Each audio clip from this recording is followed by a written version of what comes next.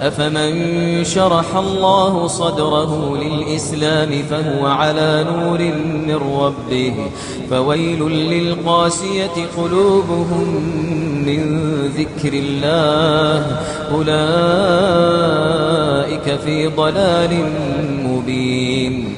الله نزل أحسن الحديث كتابا متشابها مثاني تقشعر منه جلود الذين يخشون. ردد معي سبحان الله والحمد لله ولا إله إلا الله والله أكبر.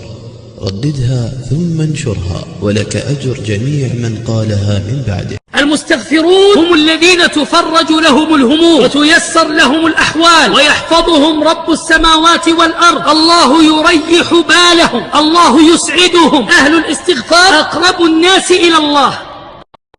جاء في الحديث: من قال سبحان الله وبحمده في يوم 100 مرة حطت خطاياه وإن كانت مثل زبد البحر. اللهم اجعل لي من نشر هذا المقطع من كل هم فرجا ومن كل ضيق مخرجا وارزقه من حيث لا يحتسب.